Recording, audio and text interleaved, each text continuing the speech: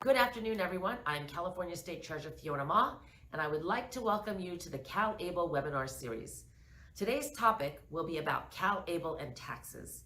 I know taxes can be intimidating and a complicated subject. You may have questions about how CalABLE accounts affect taxes.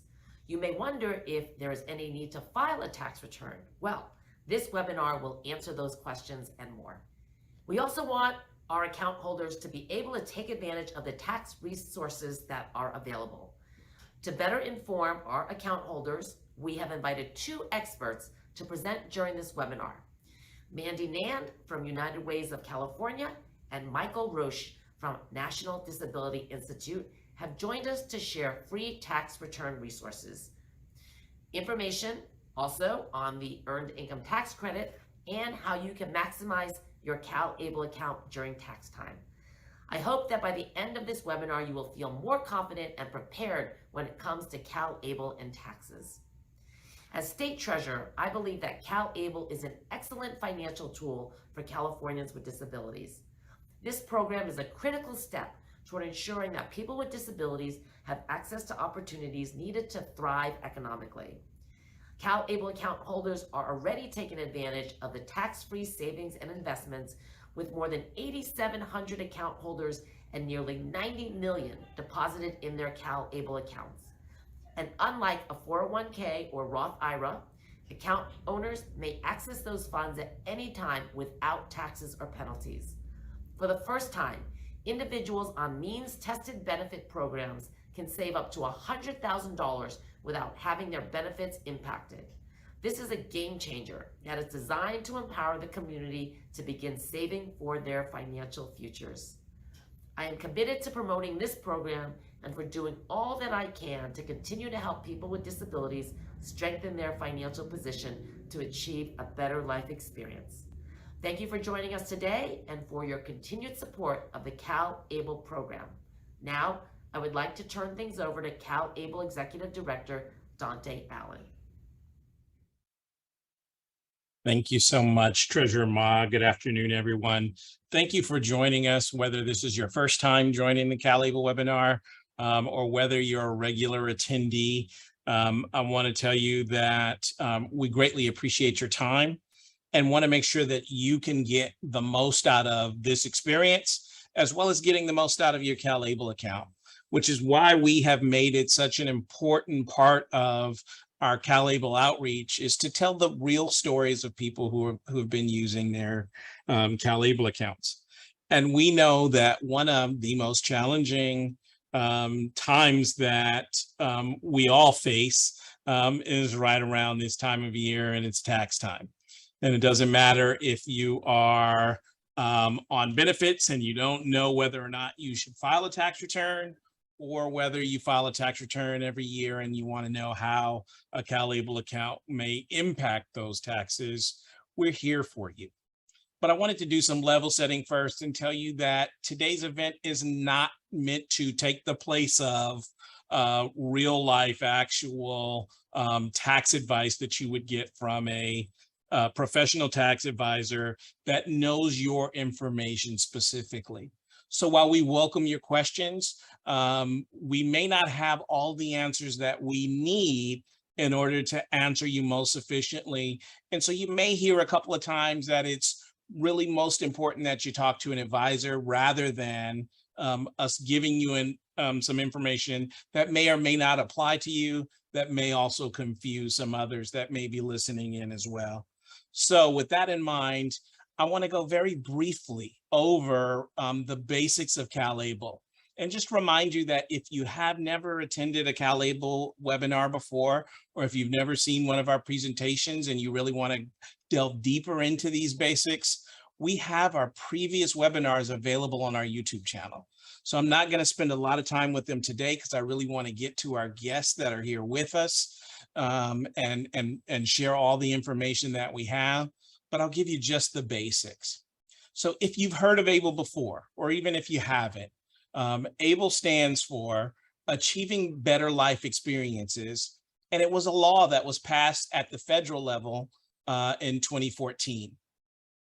And what it did is it changed the tax code that said that people with disabilities would have the opportunity to save and support their health and their independence, as well as their quality of life. And with that change to the tax code, it enabled the states like California to open their own programs to be able to offer these savings and investment programs to all of you.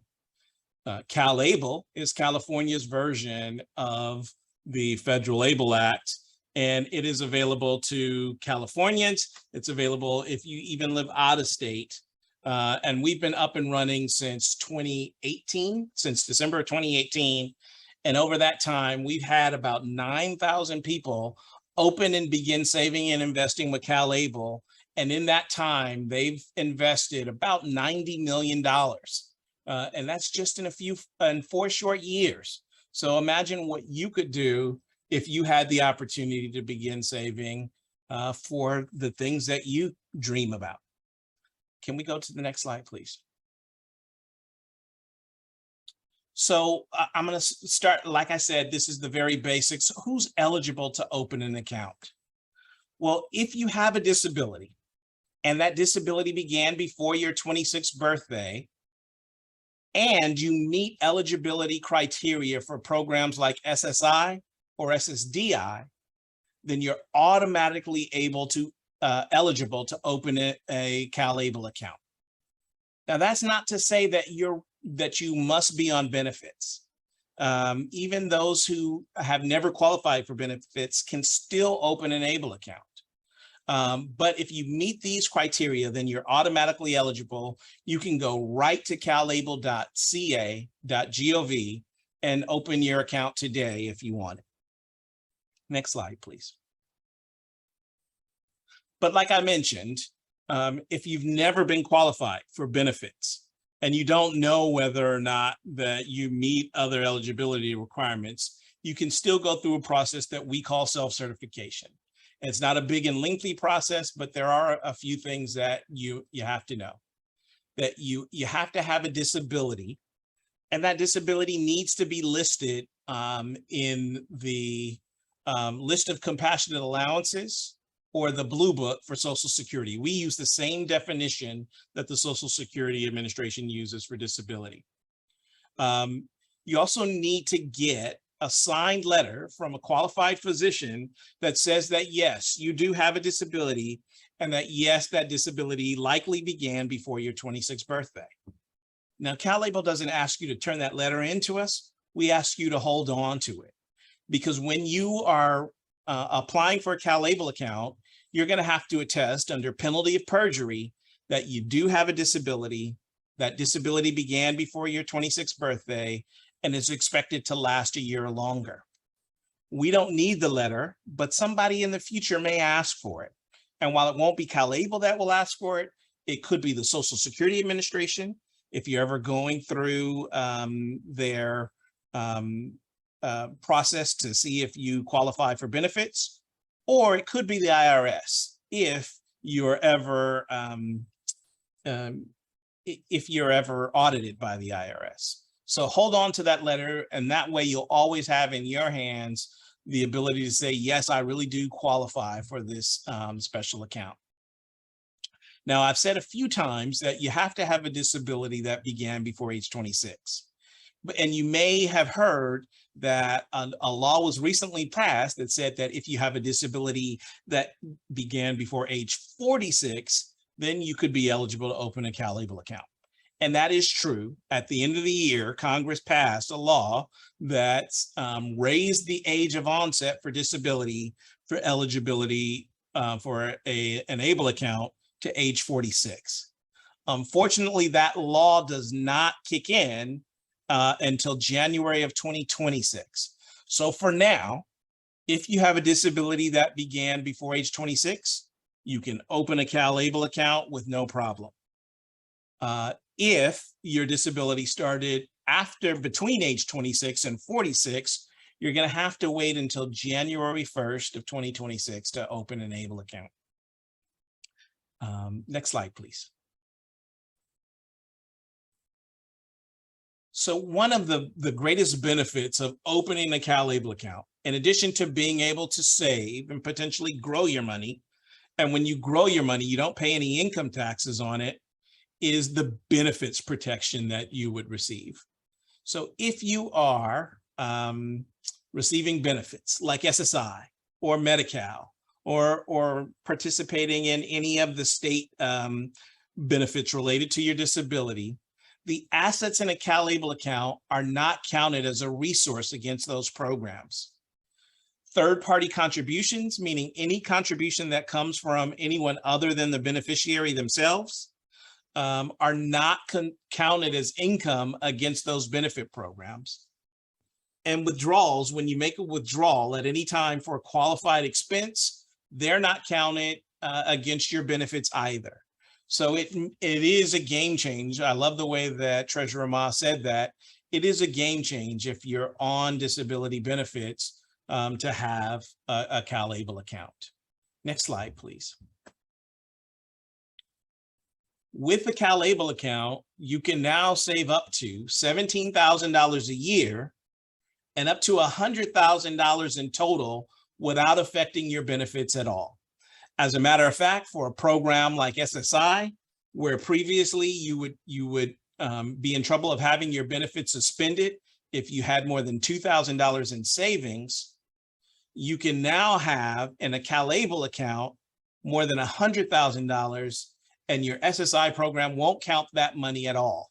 They've been told to disregard any money in a CalABLE account up to $100,000. Now, if you're not worried about benefits, you can actually save and grow your account a lot further. As a matter of fact, you can continue contributing into your CalABLE account until you reach $529,000.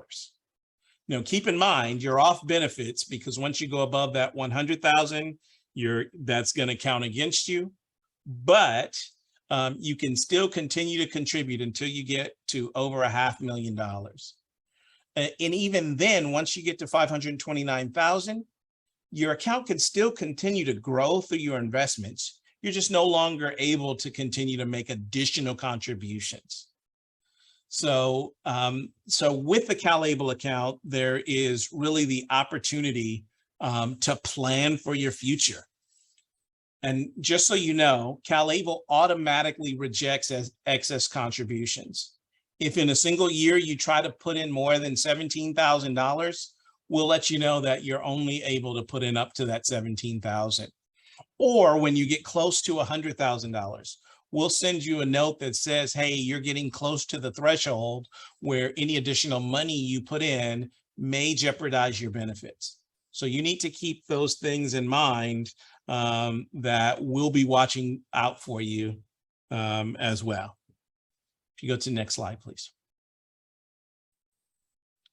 The other great thing about CalABLE accounts is that you can save, but you can also use the money at any time. And as long as you use the money for what we call qualified expenses, and that is any expense that helps you maintain or improve your health, your independence, or your quality of life, you won't be taxed or penalized for withdrawing that money. You don't have to wait until you get to a certain age, like with some retirement accounts. You can actually access the money anytime you need it.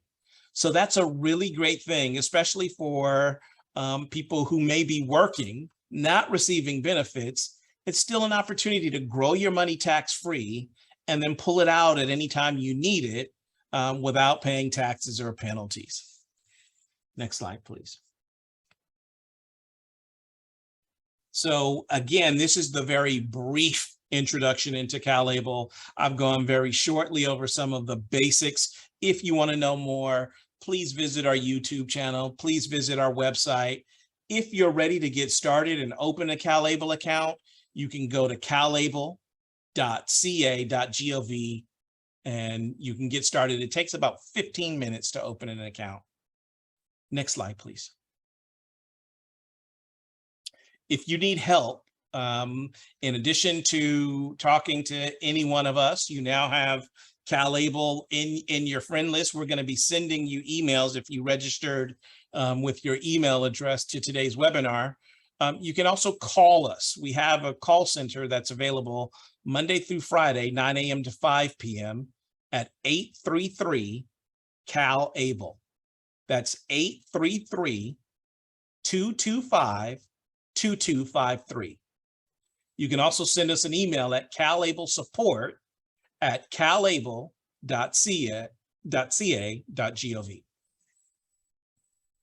Next slide. There are a host of additional resources in addition to our website. Please, you can follow us on social media. We're on Facebook, Twitter, Instagram, LinkedIn. Of course, we have previous webinars on our YouTube channel. And like I said, you'll automatically be signed up if you shared your email address when you registered. So you'll get emails whenever we have events like today's webinar, or whenever we make changes to the program. You can stay up to date with us. And I promise you, we don't send out a lot of spam material. This is really just to keep folks updated on what's going on with the program.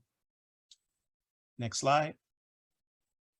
And so this is the fine print.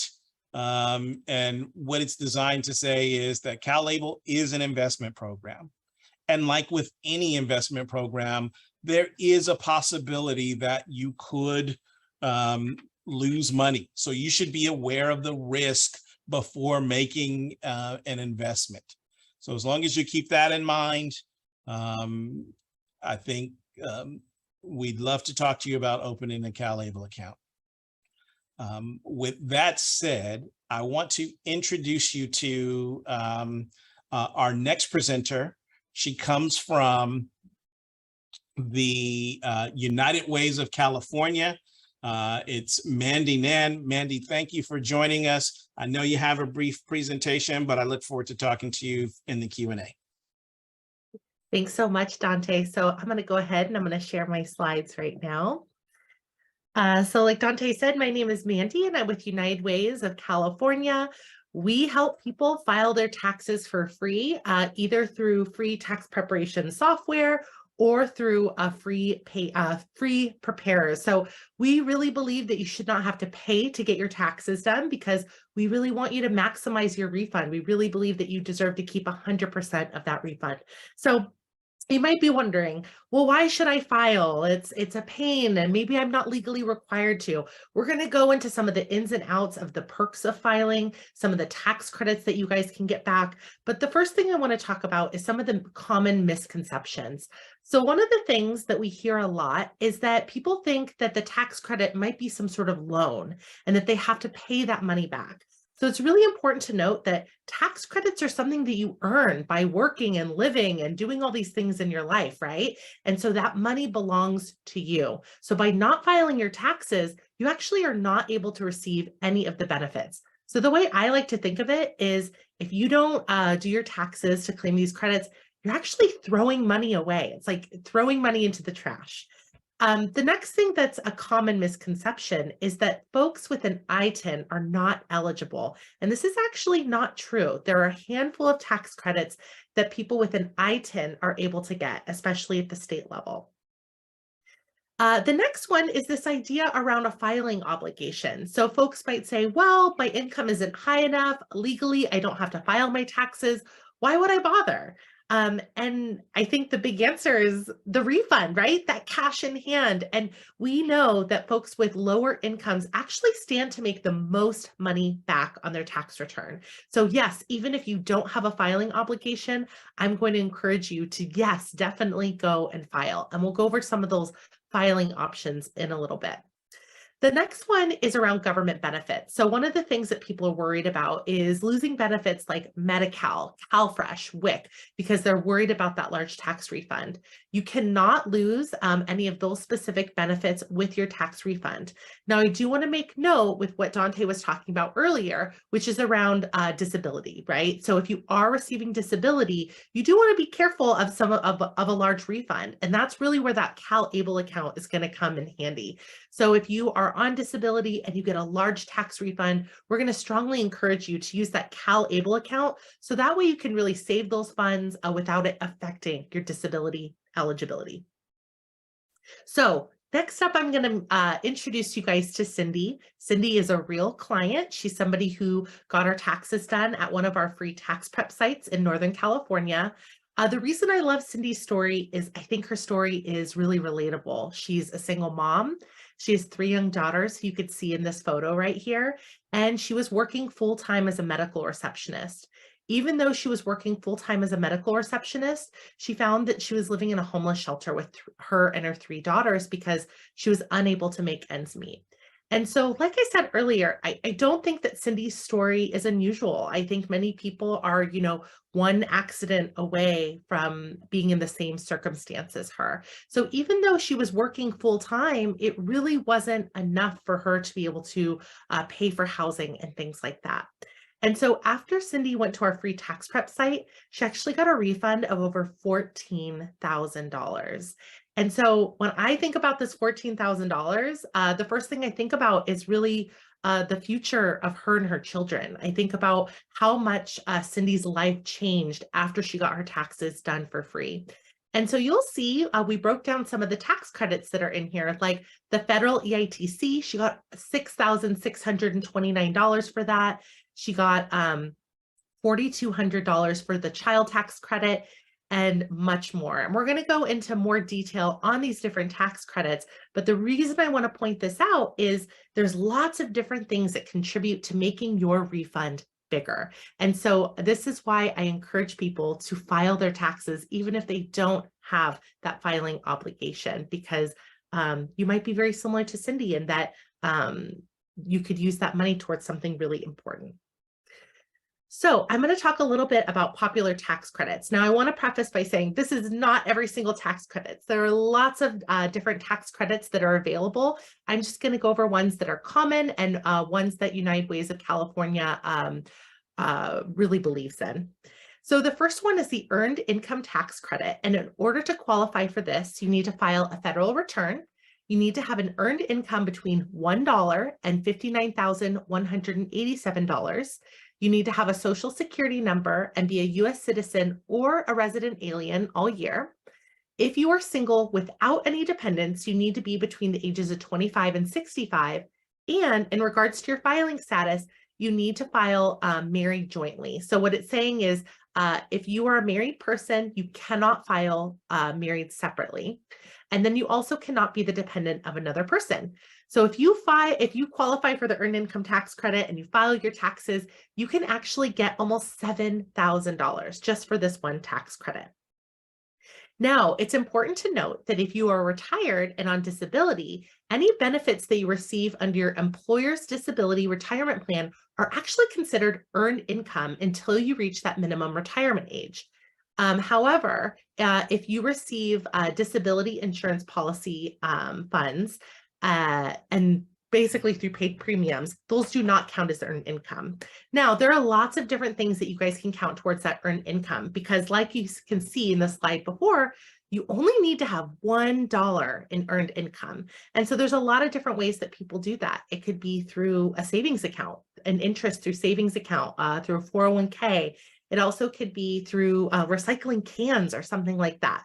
So our in-person tax prep sites can help you guys figure out what are different things that can count towards your income. The next is the child tax credit. And so similar to the federal earned income tax credit, you need to file a federal return. You need to have a qualifying child who is at least 17 at the end of the tax year and have a valid social security number. If you are filing married jointly, you need to have a taxable income of less than $400,000 a year or $200,000 a year for all of their filing statuses.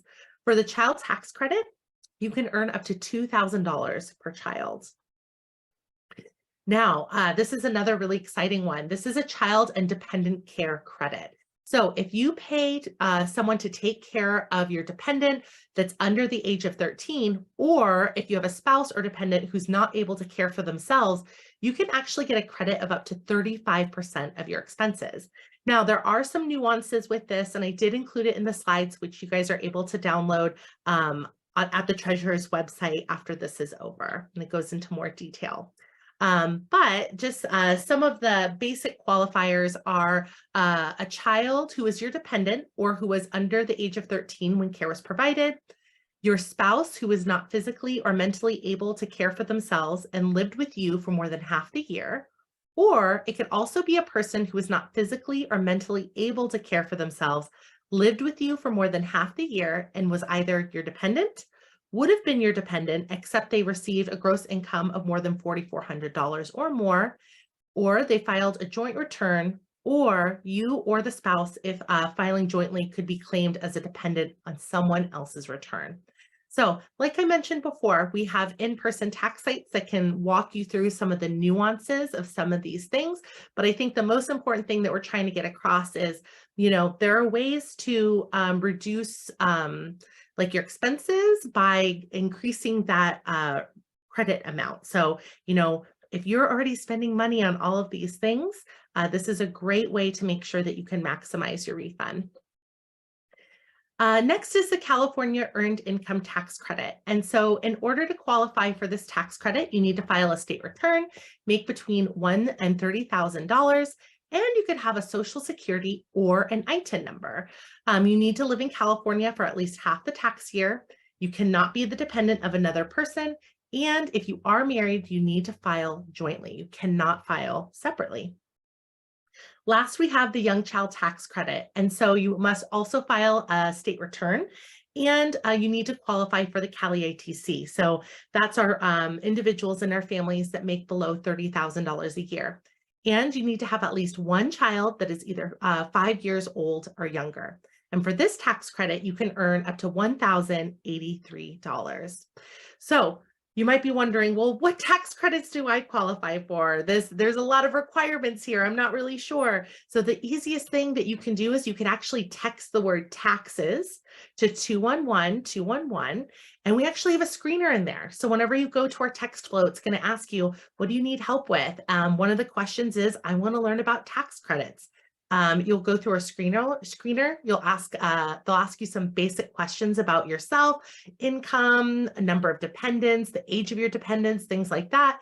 And we'll actually give you an estimate of which tax credits you qualify for and how much you can expect to get back. So again, you could text the word taxes to 211-211.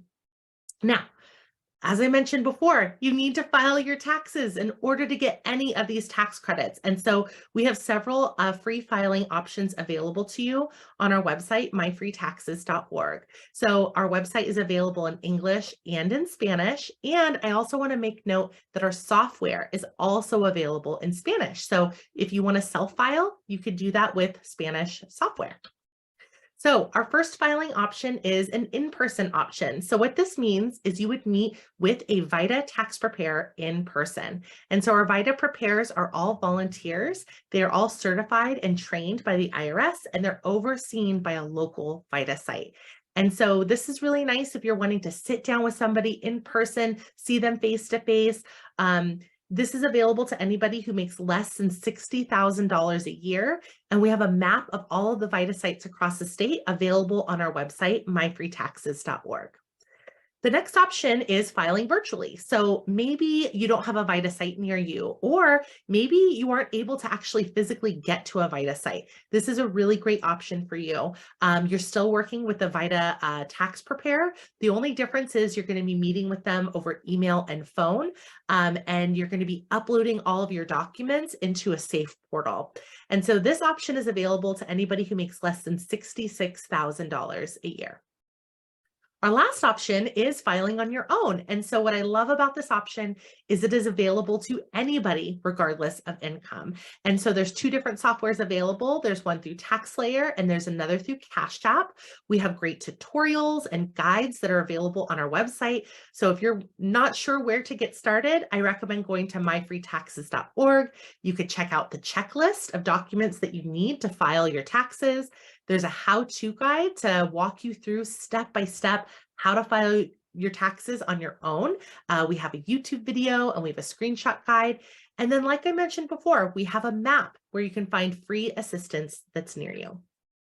So the last thing I want to talk about is this late filing deadline. You may have heard that some counties have an extended deadline to October, and you might be feeling a little bit confused on when you should file. So United Ways California is recommending that you guys file in April. So April 18th is the official tax deadline that's set by the IRS and the Franchise Tax Board. However, there are a handful of counties that have been identified by the IRS and the Franchise Tax Board, and these folks have until October 16th to file their taxes. So what this means is if you live in one of the specific counties that have been identified, you won't have any late penalties or fines for filing through October. Now, like I said before, United Ways of California is still recommending that you file your taxes in April, and you might be wondering why. Well, the first reason is a lot of those in-person VITA sites are going to close after the April deadline. So your options are going to be much more limited if you wait until after the April deadline to file. And then most importantly, the earlier you file, the earlier you will get your refund. So I know I'm always really excited to get my tax refund. So I'm always trying to do it as soon as possible. So the longer you wait to file, the longer you're going to have to wait for that refund. Now, you might be wondering, well, what if I wait till October? What if I wait until after that April deadline? What's going to happen? Now, it doesn't mean that you don't have any options available to you. It just means that those in-person options are going to be very limited. And so this might be important to you, especially if you speak English as a second language, or maybe you live in an area where there already is not a lot of VITA sites in person. So those in-person options are going to be a little bit more limited, but you will still have a lot of options through virtual. So that was the option through Get Your Refund that I spoke about earlier, or self-filing. All of that will be available through October. So if you guys are ready to claim those tax credits, file your taxes for free, you can go to myfreetaxes.org to get started. We have guides, we have tutorials, and you guys can get connected to a free tax prep site near you. Thank you so much.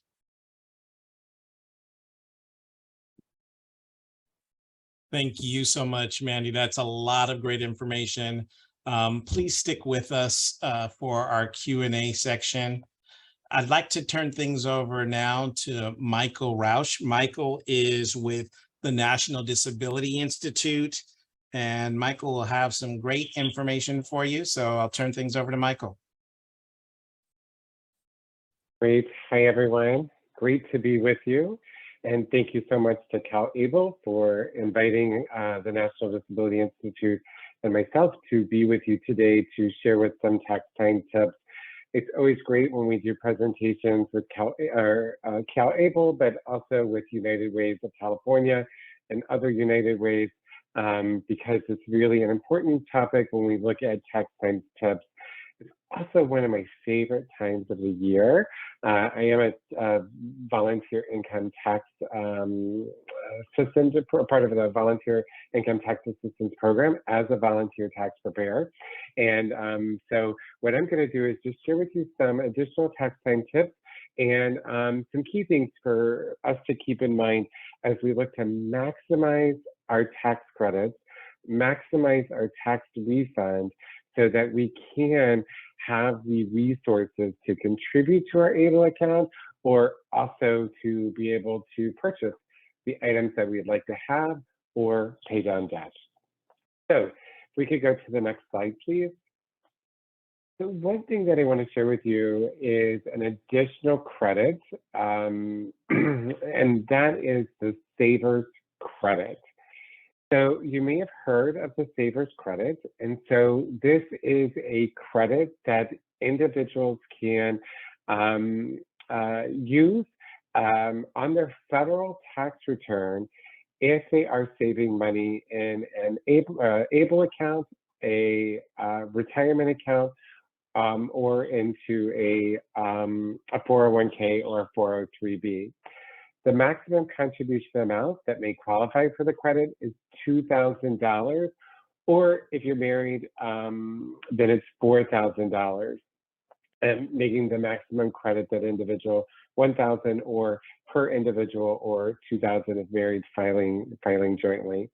So the Savers Credit is an additional credit as you look at the Earned Income Tax Credit, the Child and Dependent Care Tax Credit. Also keep in mind the Savers Credit, particularly if you are an individual who is contributing money on a regular basis to your ABLE account. This is an additional tax benefit that you can receive. Next slide, please. So a little bit more about the Savers Credit. So it's important to note that the Savers Credit is for a person who works and saves money or some of their earnings, as I mentioned before, in a retirement account, like a 401k or an IRA, or within an ABLE account that the individual may be eligible. Now, it's important to note that for an individual to be eligible, they have to be 18 years or older. They have to be a full-time student, and they cannot be claimed as a dependent on another person's income tax return. Now, here's what's really important for us to note about the Savers Credit. So this is for an individual that is contributing who is the beneficiary to the ABLE account. So as I contribute money to my nephew's ABLE account, I will not be able to take the Savers Credit for the money that I contribute. It is for the individual that can take the Savers Credit. So that's an important distinction to note, but an important one for an individual that is contributing to their ABLE account. They can access this particular credit. Next slide, please. So what I want to do is I just want to share with you some keep in mind tips. So if you are an individual who receives, or your loved one or someone you support receives a needs-based benefit. Needs-based, also known as means-tested benefit. Basically, it's a public benefit that has a resource limit attached to it. Mandy mentioned Medi-Cal earlier. So we also look at supplemental security income. That is a needs-based benefit. So it's important to know that the federal tax refunds do not count as earned income. As a result, it does not impact your eligibility for SSI or other federally funded benefits. Tax refunds do not count as a resource for a period of 12 months after the month of receipt of SSI and any other federally funded public benefits. It's really important to note, through our work at the National Disability Institute, which I forgot to share this at the beginning, but at the National Disability Institute, we are working to build a better financial future for individuals with disabilities and our families. And we do that, and one of the key ways that we support our mission is by educating the community about free tax preparation services and different questions that we have when it comes to tax refunds. So oftentimes individuals share with us how I'm afraid to file taxes, or I do not want to claim or get a tax refund because it will impact my eligibility for public benefits, particularly a needs-based benefit, a benefit that has a resource limit attached to it, $2,000. SSI has a resource limit of $2,000 attached to it. But with a tax refund, you claim, get a tax refund, the Earned Income Tax Credit, Child Tax Credit, those resources would not count for a period of 12 months. Really, really an important piece to keep in mind. If you have not filed taxes in the past 3 years, you can do a retroactive tax return. What does retroactive mean? I mean, I can go back in the past. up to 3 years. All right. And it's really an important piece for individuals to keep in mind. I shared this story in the Instagram Live we did with United Ways of California and CalABLE. But, we worked with an individual when I was doing free tax preparation services, an individual who was receiving SSI, also had 4 children. The individual had not filed taxes for the past 3 years. We were able to do a retroactive tax return, do tax returns from the past 3 years, and that individual received up to $15,000 in a tax refund. Similar to the story of Cindy, right, that you heard earlier. The thing is that tax refund of $15,000 did not impact that individual's eligibility for their SSI. All right, it's an important piece to know. Also, a great time to save in an ABLE account. Next slide, please. So in a nutshell, just a couple pieces. I know you've gotten a lot of information in this short period of time, but again, tax time is really an important time. It's an opportunity for individuals to access the additional money through a tax refund, particularly as Mandy shared the various tax credits. Oftentimes individuals, taxpayers with disabilities do not claim the Earned Income Tax Credit. The Earned Income Tax Credit is the most effective anti-poverty campaign set up by the federal government. And millions of individuals with disabilities and their families do not claim the Earned Income Tax Credit each year. Very important piece here. So access to that additional money. It's also important to file a tax return, even if you have earned income, even if it's a small amount of earned income, because as Mandy shared, you could have access to various tax credits that will enhance and give you a larger tax return or tax refund that then you can use to contribute to your ABLE account. We encourage individuals to access free tax preparation services and favorable tax credits to increase the money in one's pocket. We really emphasize the importance of saving our tax refund in an ABLE account, which is a safe savings engine for individuals. The other key piece about tax time is what we found, particularly in our community. Within our community, identity theft is a piece that really takes place within our community, right? And so filing taxes assists in protecting your identity by ensuring that no one else is using your Social Security number during tax time. A quick story about this, why it's really important also is we had worked with a group, a home where several individuals had lived together, and went in and we were filing taxes for the individuals. 9 out of the 10 individuals, their tax return had already been filed. We had identified that somebody else had gotten their access to their identity through that particular setting and was filing tax returns with their Social Security number.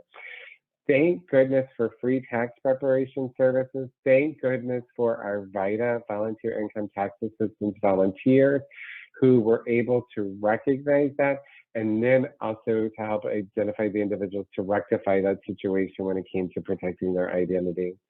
The last thing is that tax time is a great way to begin to build your financial health.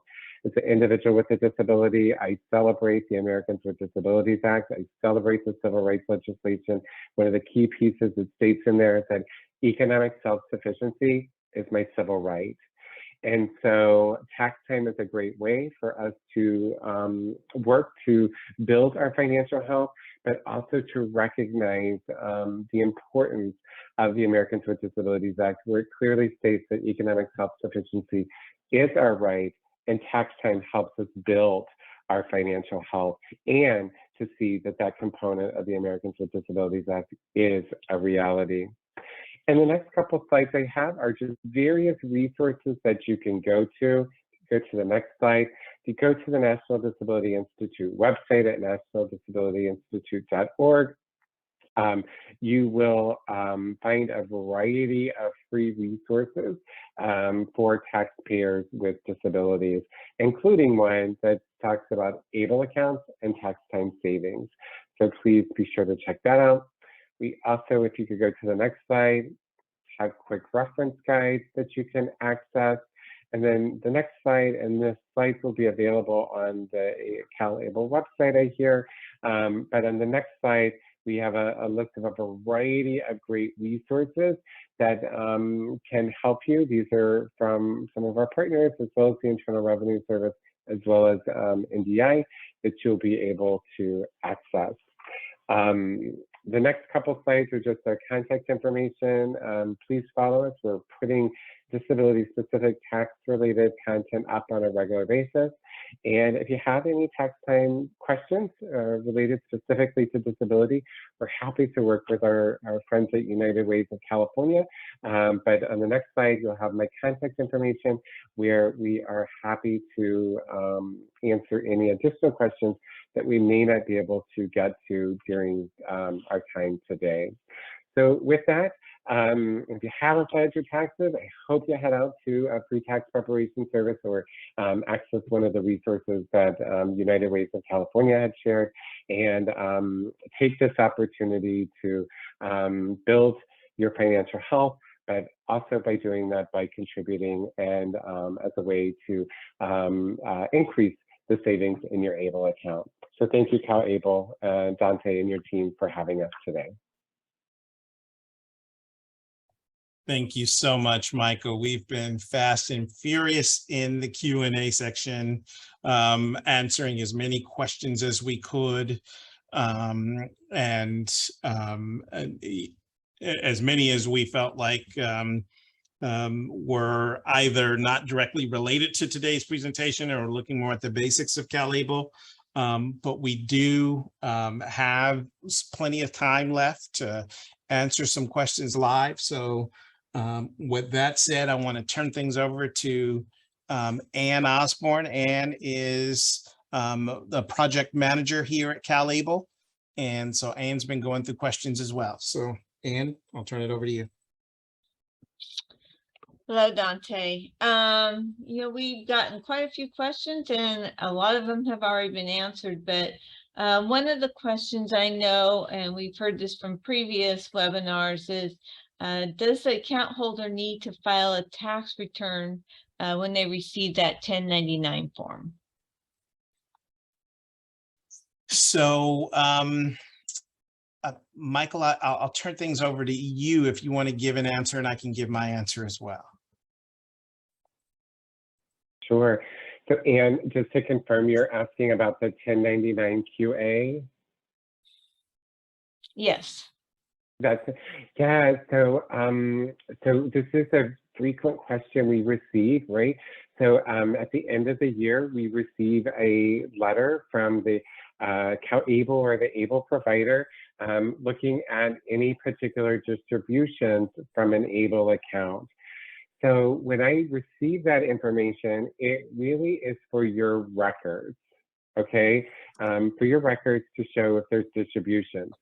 Now, one of the things where whenever you file your taxes, there's not a particular place where you have to put in the information from the 1099 QA unless you're taking the saver's credit and looking at certain distributions. But if the distribution, the money that I get, right, that I take it out for qualified disability expense, if it's not a qualified disability expense, then that's where, the tax piece will come in. But just because you receive that, if you have no filing requirement, you would not have to file a tax return to report the information from the 1099 QA. It's important that it's QA because there's other 1099s, right? So that's an important piece to keep in mind. But we encourage you to keep that information for your records. Okay. Thank you so much. Before you go on, Ann, I'll add just a little bit to that because we've received some questions directly. One of the questions that we received in the Q&A was from an authorized legal representative of an ABLE account It was a parent saying that my daughter has money in this ABLE account. How do I need to claim the money in my daughter's account? And the important thing to know is that an ABLE account belongs to the beneficiary or the person with the disability. And so as a parent, you don't have to claim anything on your taxes. And Michael, correct me if I'm saying anything out of school, but you don't have to claim anything on your taxes related to your daughter's ABLE account. And so if your daughter is not required to file taxes for any other reason, just having an ABLE account doesn't mean that you have to file about that. The form that you receive that has that amount on it, that 1099 QA, is really for your records. It's not saying that you need to do something with this. That's, and then just in a follow-up to that, people are asking about earnings on their ABLE accounts. Do they need to report those as well? Or how do they, you know, how is that handled by? Can you repeat the question, Ann? I'm sorry. How do I report the earnings from my CalABLE account? So at the end of the year, they are earning interest on their accounts, and do they need to report that?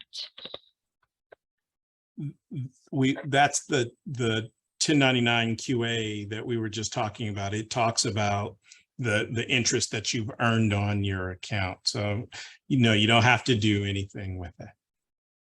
Okay. And then there's a question here, Dante, you wanted to answer live, and it was, my husband and I make over 600K per year because of his stock options. His actual earnings is 24K and their earnings are 18K. That I receive SSI benefits because I'm partially retired. We put the maximum amount allowed by law into my son's ABLE account. Is there any tax credit available to us? First of all, congratulations on putting the maximum amount into the ABLE account. That's a fantastic thing to do. I know that you're really helping plan for your son's financial future. Secondarily, I partially answered this with the last answer, which was the money in your son's ABLE account doesn't have to be accounted for in your own tax returns. Unfortunately, if you're a California resident, we don't currently have a tax deduction for third parties that contribute to someone's ABLE account. There are some states that through their ABLE program, they offer a tax deduction for that state if you contribute to that person's ABLE account. California is not one of those just yet. We've tried a couple of times to pass that through the legislature and have been unsuccessful. That doesn't mean that we're going to stop trying, but we haven't got there yet. So unfortunately, there's no deduction for you as a parent contributing to your child's ABLE account. Michael did mention the Savers credit, and the Savers credit requires that if your son was earning income himself and he was saving that money, then he would qualify for that credit. So that's the only credit that I know of. But again, I'll turn it to Michael or Mandy if you have additional information. Yeah, I could add in, and Mandy, if she has something, you said it perfectly.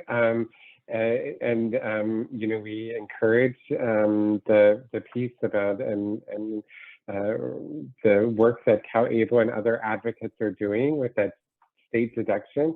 So when we talk about the Savers credit, it is on our federal return, but in some states it is about the third party or the individual or parents can do it. Even though you do contribute to your ABLE account, and we can't get into all of the details, there's more pieces to the story, right? But what I would just encourage the individual to do is to go to speak with a tax preparer, invite a volunteer possibly, but is to look at the other tax credits that were shared, because your son or your child might be able to be eligible for pieces, or of course, depending on your income level, meeting the pieces of the child and dependent care child tax credit. And a great publication I will put in the, I can't put in the chat, but I'll put in the QA, is a link to, it's on our slides that I just had, but publication 907 through the Internal Revenue Service, publication 907. If you Google IRS publication 907, it will share with you more information for the individual who asked that question about potential tax credits. But I'll just defer to our friends at United Ways of California as well for additional piece on that. Michael, I think you said it perfectly. I don't have anything to add. The next question I have deals with rollovers. The first question is a two-part question here. How long does it take to roll over into CalABLE, Dante? And then the second part is what to do with the 1099-Q issue due to rollover. So it's a two-part question. It's about rollovers. Yeah. So I'll take the second part of that, what to do with the 1099 QA that you receive due to the rollover. It's the same thing as if CalABLE sent you a 1099 QA that's for your records. It's just indicating that this money came from a qualified ABLE program, which is non-taxable, and you're rolling it over into another ABLE program. So it really is for your records. Doesn't cause any kind of tax problems for you. The first part of that question is, how long does a rollover take? And that can depend. The process in and of itself is relatively short. You can start your rollover through your current ABLE program, or you can start it through CalABLE. The two programs have to communicate with one another. And then where you have your current ABLE account, they have to release the funds to CalABLE. And so it's a little hard to say how long it'll take for them to actually do that. So I would say give yourself anywhere between 2 to 4 weeks to make a rollover happen. I wish I could say that it could be much faster, but in a lot of instances, well, we've seen in previous instances that we've had to let the releasing program know a few times that, hey, you've received this request and the individual is looking for their money in their CalABLE account. The next question I have is, can someone who receives the state disability welfare check qualify for tax credits? I'll let one of our tax experts answer that one. And can you repeat it one more time? I was trying to read it at the same time. Can someone who receives the state disability welfare check qualify for tax credits? So I think Jafet put some stuff in the chat earlier. There are some specific ins and outs, and so it really depends on a couple of different factors. I would recommend going to the IRS website, where it has a couple different ways that people can qualify, or things that don't qualify. Let me see if I could find that in the chat really quick.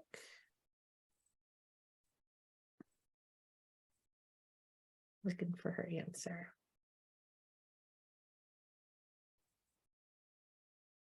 Oh, thank you, Jafet. So it says certain disability benefits don't count as earned income when you claim the EITC. So remember, the EITC was the Earned Income Tax Credit, which was a federal tax credit. Some of the things that do not count towards it is Social Security disability insurance, SSI, or military disability pensions. But like I mentioned, there's other ways that you can qualify to get that $1 earning amount. So I would recommend going to an in-person VITA site or checking out some of the links provided in the Q&A. Yeah. And I think that, Mandy, that's a great way of saying, we know that lots of people have specific questions. And one of the best ways to get those specific questions answered are to go to the VITA sites, go to the places where you can get free tax advice, right? Absolutely. Yeah. As much as I want to be able to answer everything, I'm not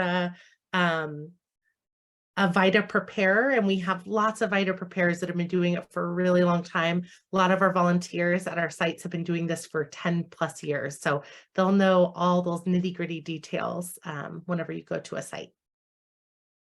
Thanks. The next question I have is, at what age, wait a minute, just lost.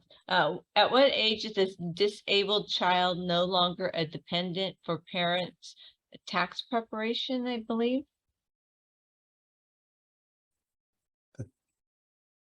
You're muted. No longer qualify as a dependent? Is that what they're asking by It age? says, at what age is a disabled child no longer a dependent for parents' tax? And it says prep. So I'm not sure. Is there a certain age where dependent parents or dependent children are no longer eligible? I guess that must be what they're referring to. Yeah, so I'll give two answers depending how they're asking it. So first, they might be asking, eligibility for actual free tax prep. So that is not one of the questions that we ask in terms of being eligible for the actual service. The eligibility really revolves around your income. We ask if you have like a rental income, I think clergy income, any losses from a business. Those are things that are out of scope for VITA. But in terms of having like a child that is disabled or having an adult dependent even, that's not something that would disqualify you for free tax prep. Now, the other question, depending how they're asking, they might be asking in terms of qualifying for a tax credit. And so, Michael, you might have to help me out here, but my understanding is, a dependent doesn't have to be under a certain age, especially if it's a dependent who is disabled and somebody who relies on you for help because they're unable to like live on their own and things like that. Is that correct, Michael? It is. So yes, Mandy, that's a great question and a great response too. And so as Mandy mentioned about the child and dependent care, but there's also some other pieces specific to disability that the individual might be able to look at. Looking at the individual in a significant disability and how they define that is who is providing support, assisting with more than one of an individual's activities of daily living. And so those are really important pieces to look at. So we really encourage, and this past year, there was some confusion on the child tax credit and the child and dependent care tax credit, where individuals from the disability community and families thought that they were not eligible for the child and dependent tax credit because they heard everything about the child tax credit, but that was creating some confusion, right? So I don't know who asked this question, but I'm so grateful you did because this is a big question. So really important to go to a VITA site or to speak with one of the free tax volunteers. And on our website, I think we have a handout I can put in there too that helps distinguish the two.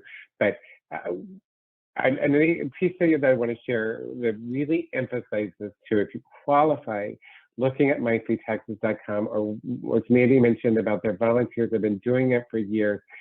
One of the benefits of going to a free tax preparation site is that volunteers are there in your favor, in the sense they are going to look at every single tax credit that you could potentially be eligible for. I mean, the intake form asks lots of questions and people are like, oh my gosh, why are we having to check all these boxes? but you want to check all of the boxes, because that's what the volunteers, they love it when they can like get help an individual to access multiple, like the example of Cindy earlier. I mean, that's what we thrive on, right?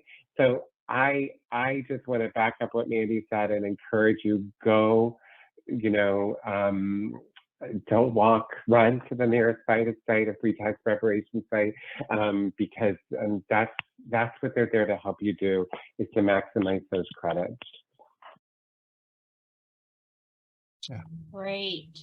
Dante, we have a question about CalABLE here. Is the interest and dividend earned in the CalABLE account taxable, and do they impact SSI eligibility? Yeah, so the great thing about CalABLE accounts is that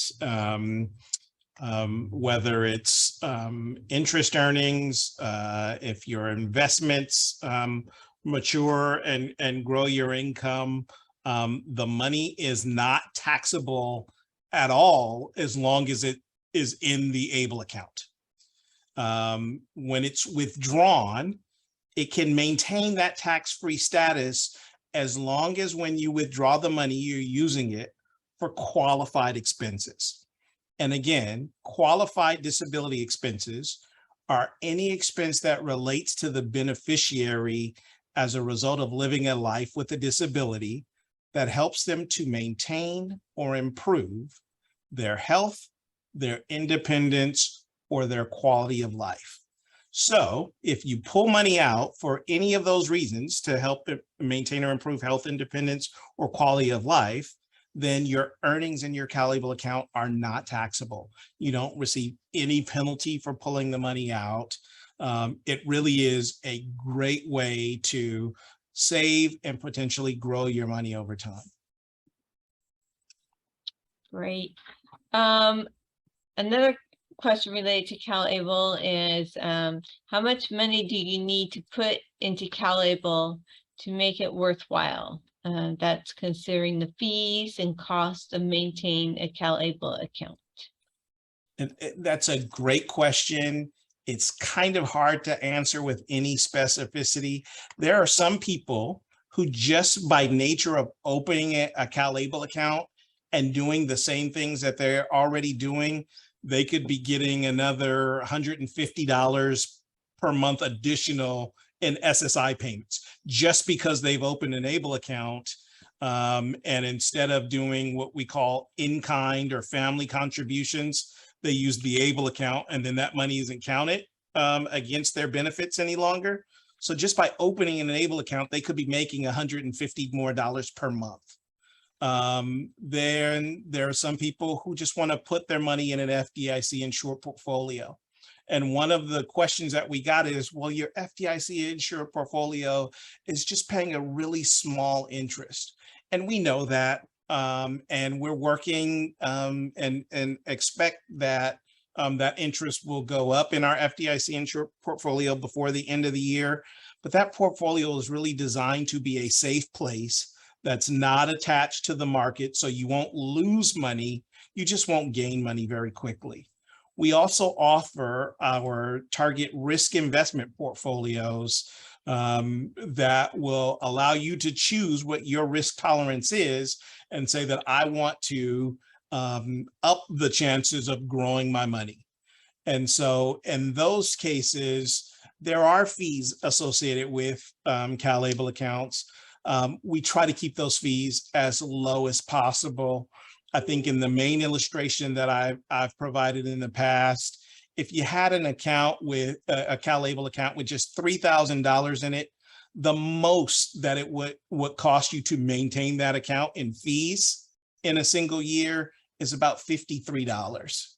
And so that's a small amount, considering that you have the opportunity to continue to grow your money.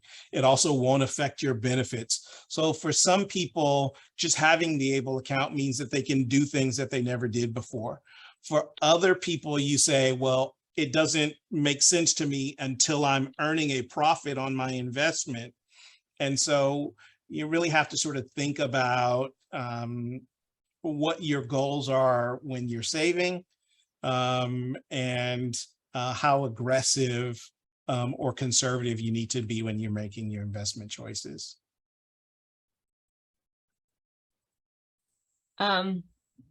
Again, some more CalABLE questions. Will money saved in CalABLE account needed to be paid back to the government or state for my child's Medi-Cal expenses after my child has passed away? That's a great question. One of the things that we worked really hard on here at CalABLE is when the Federal ABLE Act passed, there is a provision that said that when the beneficiary passes away, the state Medicaid agencies can go in and get money from the accounts to reimburse their programs for any healthcare that was conducted during the beneficiary's lifetime. Here in California, we passed a law that said that Medi-Cal will not do that as long as the CalABLE account holder is a California resident. So Medi-Cal will not go into your child's CalABLE account when they pass away to reimburse itself for healthcare expenses. So that could be a significant savings for some. There are some other conditions where if your child has an estate that's worth more than $167,000, and it has to go through probate, a portion of your child's estate may need to go back to repay Medicaid, or Medi-Cal, but that's not directly related to your CalABLE account. Here's a question. It's related to, I think, the savers, to the different credits. The person is asking, instead of contributing money to their ABLE account, if they were to pay them for working, like mowing lawns or doing other work-related expenses, would that allow them to be eligible for the credits, the tax credits? I think that's a question for Mandy. Yeah, so I'm going to read this again. So it said, instead of giving to children outright, one can consider getting work done for them, like mowing lawn, and give wages. Yeah, I think that's a great idea. Yeah, we talk about that all the time about, a common one is babysitting, right? You might babysit for a neighbor. I might have my neighbor watch my son for me one night while I have to work or something like that. And so even though that's cash income, you could absolutely count that. We have some details around, not specifically around like mowing lawns and things like that, but about how that might look in terms of like childcare. It looks very similar. So something to just keep into consideration is both parties would have to claim that on their taxes, right? But you could absolutely do that. Our VITA sites are very experienced helping people with like cash income. Another option that comes up a lot is like bartering. So bartering would look like my neighbor would watch my son for me, and then in exchange, I would make her dinner. So that also counts, and people claim stuff like that on their taxes all the time. You learn something new every day. Since a CalABLE account is an investment, can one invest only in savings versus any other risk investments? Is investment in savings a way not to lose money on the CalABLE account? Right. So you've heard me talk about FDIC insured portfolios and target risk investment portfolios. So with a CalABLE account, you can choose to save. And when you're saving, you're putting your money in an FDIC insured portfolio. It's insured by the federal government to say that you won't lose money based on stock markets, et cetera. It's not attached to those markets at all. So it is a guarantee that you won't lose your money. The target risk investment portfolios are mutual funds. You're not investing in a single stock. You're investing in you're investing in a fund that is that includes other people's investments to buy into these markets. So when the value of those underlying stocks go up, those stocks and bonds go up, then the value of the fund goes up, and so your value increases. And so you can't choose with a CalABLE account what underlying investments you make. You can only choose to say, I want to be conservative, moderate, or aggressive when I invest in those mutual funds. And then we have another question here. If the earning goes up over time and reaches 100,000, is it recommended to remove some amount to keep it under the 100,000 balance? Again, that's a great question. It's really a matter of specific needs and preferences. And so the thing to keep in mind for lots of people is, what is most important? Is maintaining my benefits most important? And for a lot of people, that may be the most important thing. Some people have SSI and then they have Medi-Cal because they have SSI. And so maybe maintaining the healthcare benefit is the most important thing. And so in that case, you may want to make sure that you stay under that $100,000. Some people may be in a situation where if I have $100,000, I can turn that into even more money. I can turn it into $150,000 or 200 or 250,000, more than I could earn just receiving benefits. And so really it's your matter of preference, but know that if you get to $100,000, anything above that $100,000 would count against programs like SSI, where SSI has the $2,000 limit. So if you got up to $102,000, any more would require you to do a spend down or potentially have your benefits suspended. This is the last question we have. If I claim more dependents on my W-2 to reduce the tax deduction on my paycheck, I will probably not get a tax refund. Instead, I might owe the IRS some money. If I pay the IRS from my CalABLE account, does that withdrawal qualify for qualified expenses to support my disability? So IRS tax payments are considered qualified disability expenses, yes. And Dante, I see we're just about at time.